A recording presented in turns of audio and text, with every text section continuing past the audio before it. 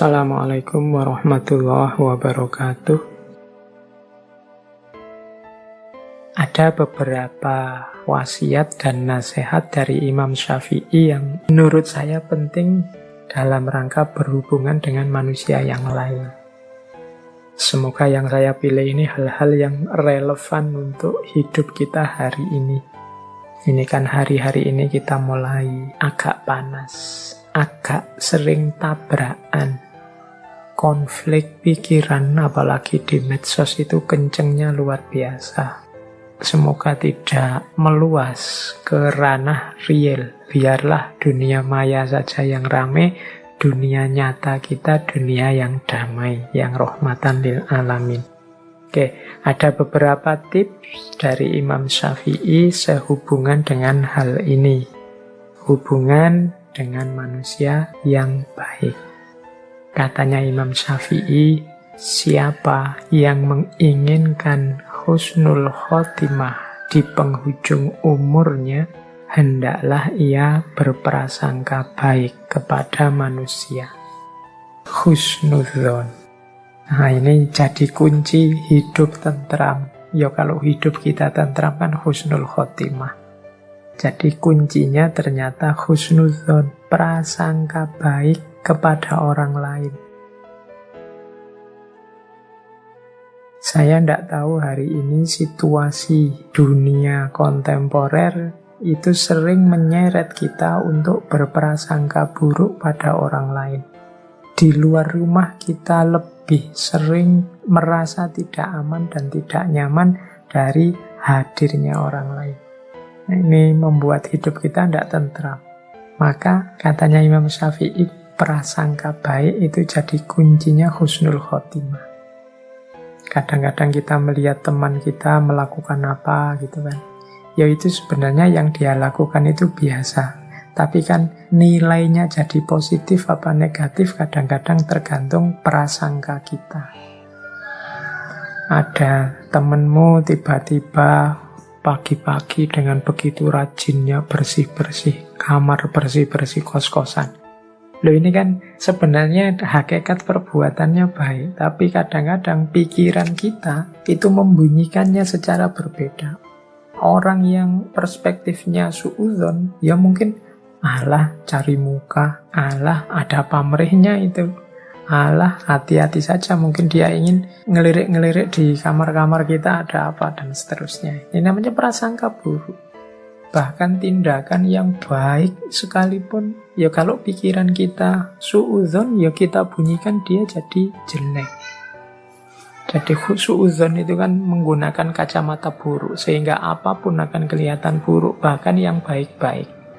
Ada temenmu tiba-tiba rajin ke masjid, ya engkau melihatnya ala pencitraan, alah itu tobat yang terlambat itu, alah macam-macam. Jadi begitu kacamata yang kita pakai adalah kacamata kebencian, kacamata suudzon, maka apapun yang terlihat akan berbunyi buruk dan layak kita benci. Tapi kalau kita balik, kacamata yang kita pakai adalah kacamata kasih sayang, kacamata rahmat, maka apapun yang kita lihat akan membuahkan cinta, kasih sayang, dan ketentraman. Sehingga katanya Imam Syafi'i, kalau ingin husnul khotimah, ya hidupkan lagi prasangka yang baik. Terus yang kedua, berapa banyak orang telah berbuat kebajikan kepadamu yang membuatmu terbelenggu dengannya? Dan berapa banyak orang yang memperlakukanmu dengan kasar dan ia memberi kebebasan kepadamu? Nah, ini kan kita itu seringkali baper nunggu orang berbuat baik selalu pada kita.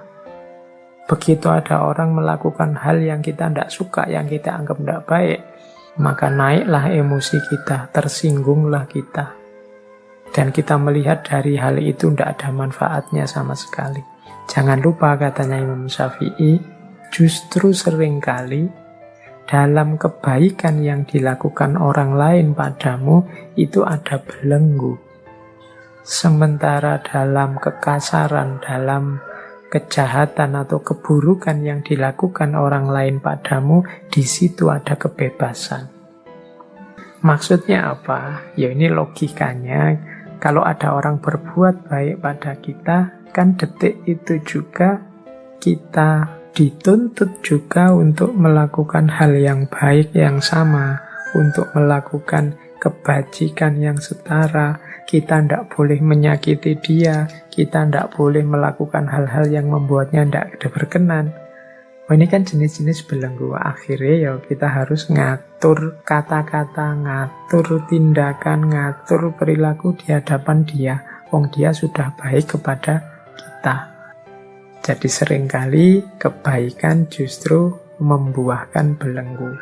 Sementara kepada orang yang tidak baik pada kita kan tidak merasa punya tanggung jawab juga untuk peduli padanya, untuk tanggung jawab terhadap kehidupannya dan lain sebagainya. Justru kita bebas di hadapan dia. Nasihat ini sebenarnya untuk melonggarkan hati kita, untuk tidak putus asa dan pesimis kalau ada orang berbuat jelek pada kita.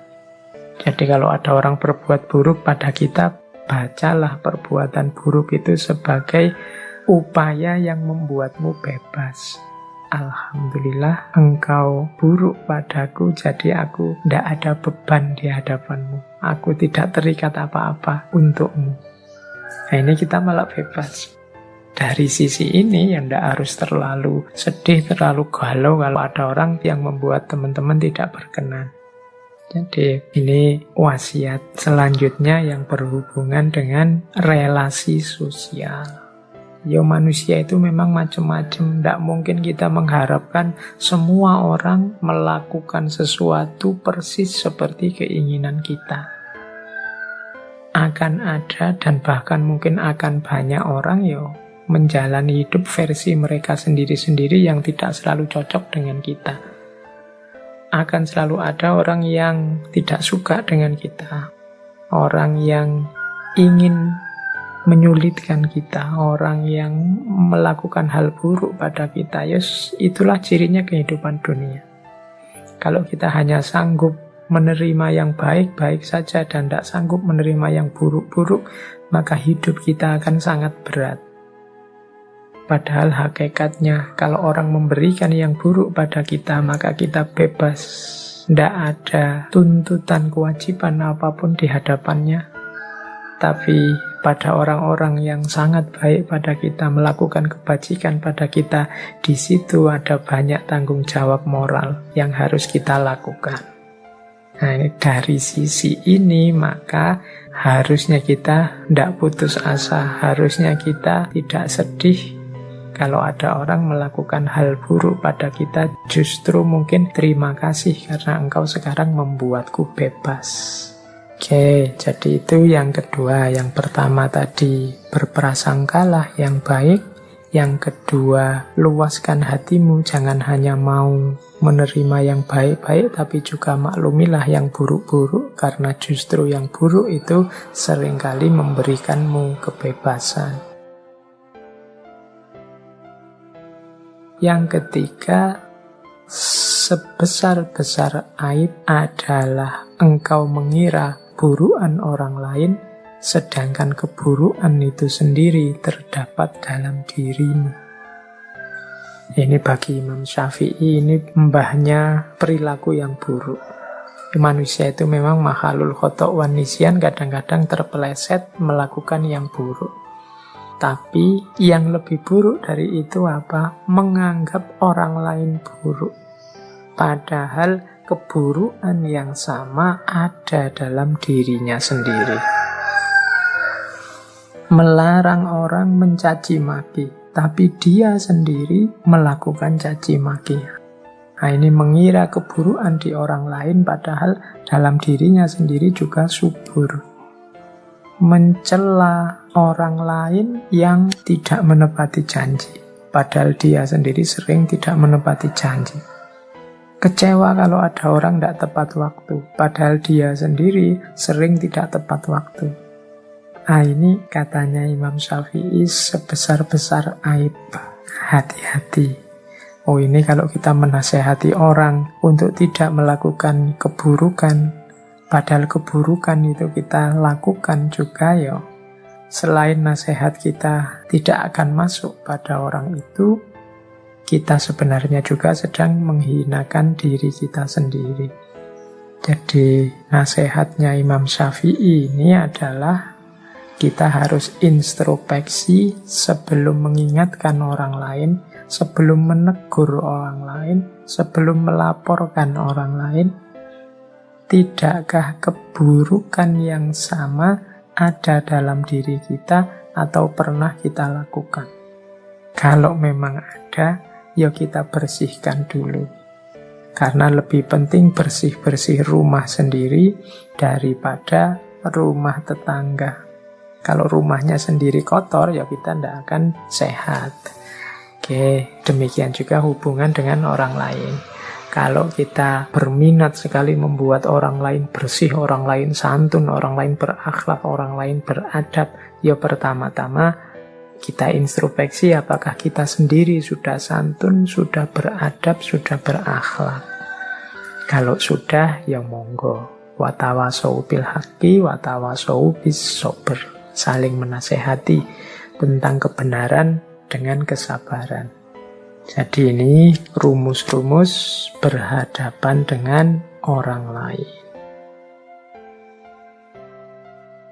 Terus ada lagi nasihat penting dari Imam Syafi'i, yaitu terlalu keras dan menutup diri terhadap orang lain akan mendatangkan musuh, dan terlalu terbuka juga akan mendatangkan kawan yang tidak baik.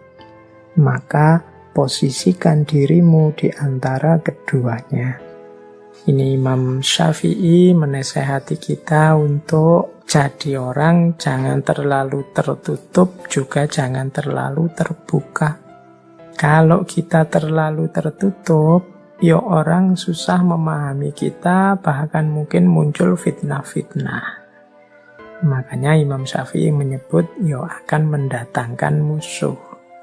Tapi kalau kita terlalu terbuka, apa saja diungkap ke publik, diceritakan ke orang banyak, kemudian siapa saja juga dipergauli, ya pada akhirnya kalau tidak hati-hati kita akan dapat kawan yang tidak baik. Jadi yang bagus apa? Ya di antara keduanya. Jangan terlalu tertutup, juga jangan terlalu terbuka. Terlalu tertutup, tidak punya teman sama sekali, mendatangkan musuh. Terlalu terbuka, siapa saja dijadikan teman, ya akan mendatangkan teman yang jelek juga ikut masuk. Jadi selektif. Terbuka, tapi ya tidak semua orang bisa masuk. Kita sendiri yang milih, yang menyeleksi. Baik, saya akhiri sekian, kurang lebihnya mohon maaf. Wallahul muwafiq, wallahu a'lam bishawab. Wassalamualaikum warahmatullahi wabarakatuh.